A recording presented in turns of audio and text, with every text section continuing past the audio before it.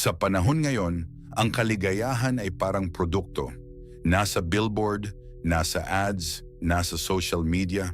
Lahat nangangako ng isang bagay. Bilhin mo ito, maabot mo yon, mararating mo ito, at magiging masaya ka. Pero bihira ang nagtatanong kung totoo ba talaga ang pangakong iyon. Maraming lalaki ang buong buhay na tumatakbo. Hinahabol ang pakiramdam na sandali lang tumatagal. Inuulit ang routine na hindi naman nila pinili.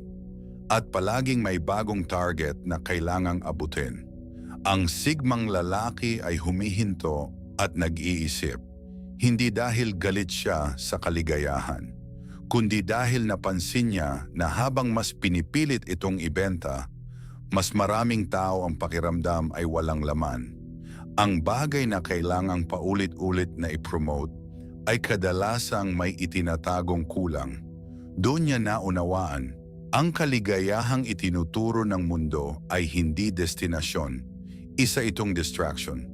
Maganda ang packaging, malakas ang marketing. Pero ang totoo, dinidistract ka nito habang palayo ka sa tunay mong potensyal. Hindi ito laban sa saya. Ito ay laban sa manipulasyon. Ang channel na ito ay tungkol sa antibisyo at disiplina. Hindi ito para sa mabilisang sarap at instant gratification. Ito ay para sa tahimik na pag-angat. Para sa lalaki na kayang magtrabaho kahit walang pumapalakpak. Para sa leader na kayang magtiis ng presyon para sa mas malaking layunin. Ngayon himayin natin kung bakit ang paghabol sa kaligayahan ang isa sa pinakamalaking hadlang sa tagumpay, kapangyarihan at tunay na pagyaman. Part isa ang kaligayahan ay ibinebenta sa mga nawawala. Ang pinakamalakas na pangako ng kaligayahan ay para sa mga lalaking walang malinaw na direksyon. Kapag hindi mo alam kung sino ka at saan ka papunta, mas madali kang bentahan ng pangarap. Mas madali kang utuin ng shortcut. Mas madali kang paikutin ng sistema. Pero ang lalaking may struktura, may routine, may responsibilidad, bihirang targetin ng ganitong mensahe. Bakit? Dahil hindi siya madaling madistract. Ang kaligayahan ngayon ay hindi inaalok bilang gantimpala sa pagbuo ng isang bagay. Ibinebenta ito bilang kapalit ng pagbuo ng kahit ano. Imbes na magtiis at magdisiplina para sa negosyo, karera o investments, tinuturuan kang umiwas sa stress. Imbes na harapin ang kakulangan sa pera, tinuturuan kang maghanap ng panandaliang aliw. Imbes na ayusin ang sarili, tinuturuan kang mag-scroll at maghintay ng motivation. Sa totoong buhay, ganito ang itsura nito. Maraming lalaki ang addict sa self-help videos pero walang tinatapos. Maraming gustong yumaman pero ayaw magtiis sa boring na proseso. Maraming gustong maging leader pero takot sa pressure. Ang kaligayahan ay ginagawang pain, hindi para buuin ka, kundi para panatilihin kang naghahanap. Ang disiplina, kabaligtaran, ay hindi sexy. Walang malaking advertisement, walang instant reward. Pero ito ang nagtatayo ng negosyo. Ito ang nagpapalakas ng karakter. Ito ang nagpapalago ng pera. Ang kaligayahan ay kadalasang nagbibigay gantimpala sa ginhawa. Ang tagumpay ay palaging dumadaan sa discomfort. Pinili ng Sigma male ang growth kaysa comfort. Hindi siya naghihintay ng tamang mood para kumilos. Hindi siya umaasa sa motivation bago magtrabaho. Alam niya na ang lakas ay nabubuo sa ilalim ng pressure. Ang leadership ay hinuhubog sa responsibilidad. Ang pera ay bunga ng consistent na aksyon, hindi emosyon. Habang ang iba ay naghihintay ng pakiramdam, siya ay gumagalaw. Kumikilos siya kahit nakakatamad.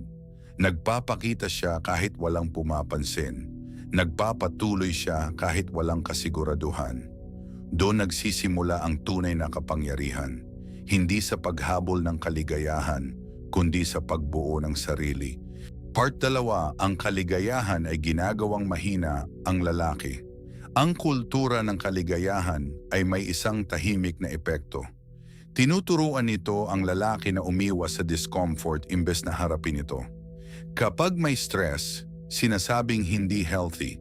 Kapag may pressure, sinasabing toxic. Kapag may hirap, sinasabing hindi ka aligned. Pero ang totoo, ang pressure ang nagbubuo ng isang lalaki. Ang stress ang nagpapalalim ng kakayahan. Ang hirap ang nagtatayo ng tibay. Ang modernong kaligayahan ay dinisenyo para panatilihin kang komportable. At ang sobrang comfort ay unti-unting nagpapahina.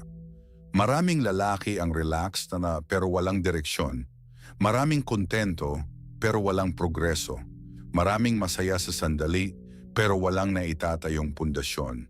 Ang ginhawa ay masarap ngayon pero may kapalit bukas. Sa totoong buhay, makikita mo ito sa lalaking nagsimula ng negosyo pero tumigil ng maging mahirap. Sa empleyadong may pangarap maging leader pero umatras nang dumating ang conflict.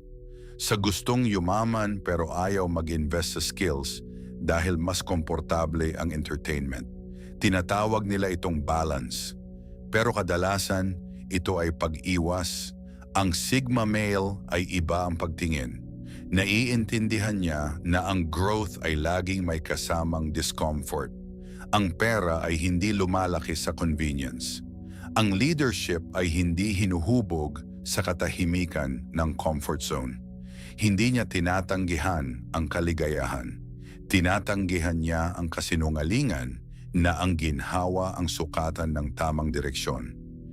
Isa pang problema, tinuturuan ang mga lalaki na maghintay ng pakiramdam bago kumilos. Maghintay hanggang motivated. Maghintay hanggang confident. Maghintay hanggang mawala ang takot. Maghintay hanggang malinaw ang lahat. Pero ang momentum ay namamatay sa paghihintay. Maraming may talento pero walang consistency. Hindi dahil kulang sa kakayahan, kundi dahil sinanay silang umasa sa emosyon. Ang emosyon ay pabago-bago. Ang disiplina ay desisyon. Ang lalaking naghihintay ng tamang mood ay bihirang yumaman. Ang leader na naghihintay ng tapang bago magsalita ay hindi kailanman maririnig.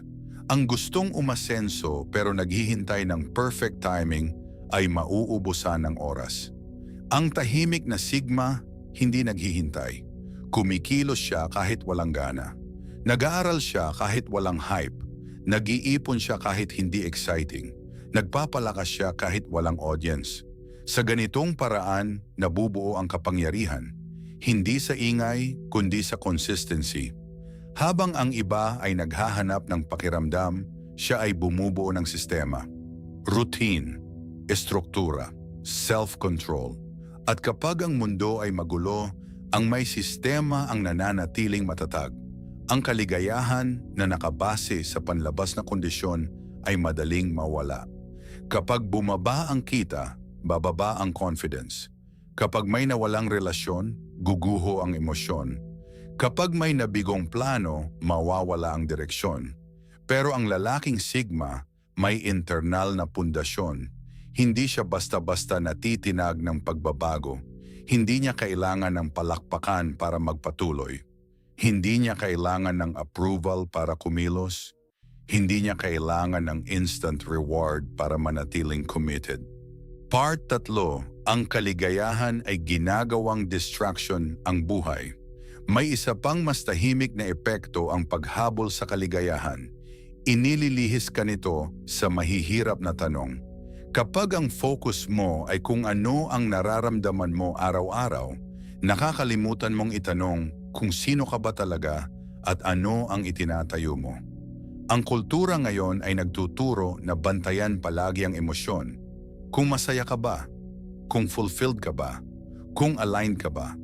Pero bihira kang turuan na tanungin ang sarili mo. Ano ang responsibilidad ko? Ano ang misyon ko? Ano ang kaya kong buuin sa loob ng 10 taon? Kapag puro pakiramdam ang sinusukat mo, nagiging mababaw ang direksyon. Sa totoong buhay, makikita mo ito sa lalaking laging abala pero walang malinaw na target. Puno ang schedule pero walang solid na progreso. Maraming ganap pero walang pundasyon. Pinupuno ang oras ng entertainment, lakad, content, noise. Hindi dahil masama ang mga ito, kundi dahil mas madali silang harapin kaysa sa tanong na, ano ba talaga ang gusto kong maging? Ang distraction ay masarap. Pinapahinga ka nito sa responsibilidad. Pero habang busy ka sa aliw, may mga bagay na tahimik na lumalala. Ang disiplina ang kabaligtaran. Pinapaharap ka nito sa hindi komportable. Pinipilit kang umupo sa katahimikan at magplano.